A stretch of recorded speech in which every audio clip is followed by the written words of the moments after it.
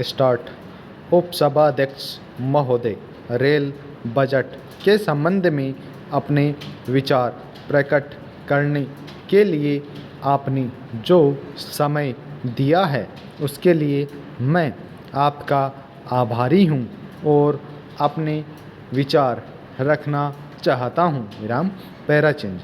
महोदय, माननीय रेल मंत्री जी रेलवे मजदूर यूनियन से काफ़ी समय से संबद्ध रहे हैं। विराम, उनके द्वारा जब यह बजट प्रस्तुत किया गया था तो मन में यह आशा बंधी थी कि इसमें मजदूर यूनियनों का पूरा ध्यान रखा गया होगा, गरीब जनता का पूरा ध्यान होगा और साथ ही भाड़े में रेल के विकास के संबंध में हमारी जो गति अभी तक रही है उसमें भी सुधार होगा।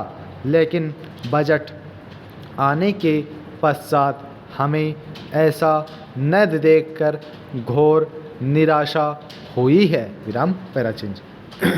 मान्यवर, हमारी रेलें तो पूरे भारत में बिछी हुई पटरियों पर निरंतर चलती रही हैं और भविष्य में भी चलती रहेंगी, परंतु बजट के माध्यम से यह प्रदर्शित होता है कि क्या जनता की भावनाओं का सही रूप में प्रदर्शन हुआ है या नहीं।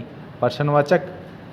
क्या रेलें देश की एकता व अखंडता को बनाए रखने में और क्षेत्रीय असंतुलन को दूर करने में अपनी महत्वपूर्ण भूमिका निभा सकेंगी। प्रश्नवाचक।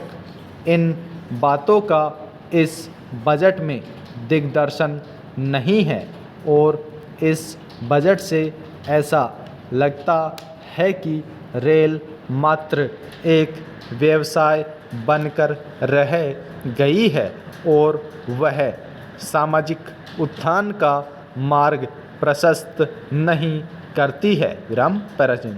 श्रीमान, मैं इस बात के लिए तो माननीय मंत्री जी को धन्यवाद देना चाहता हूँ कि हमारी सरकार ने जो योजना हमारे प्रदेश के लिए बनाई थी उसको ध्यान में रखते हुए जो नई रेल लाइनें वहाँ बिछाई जानी थी उनके लिए इस बजट में कुछ प्रावधान किया है। विराम, पिछले 3 साल से मैं बराबर अपने इलाके के विकास की ओर विशेष रूप से रेल मंत्री जी से निवेदन करता रहा हूँ।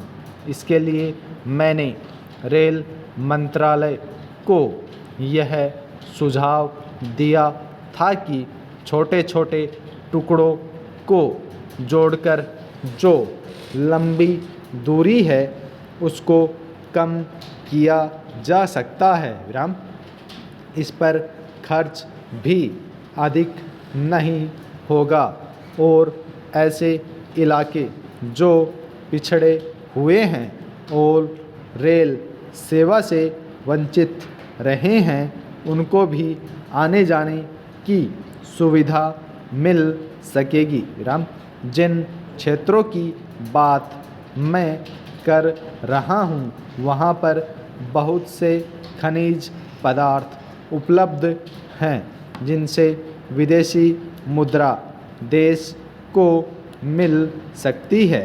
उनको ढोने में भारी कठिनाइयों का सामना करना पड़ता है, इसलिए वहाँ पर रेल सेवा होने से सुविधा होगी। Full stop.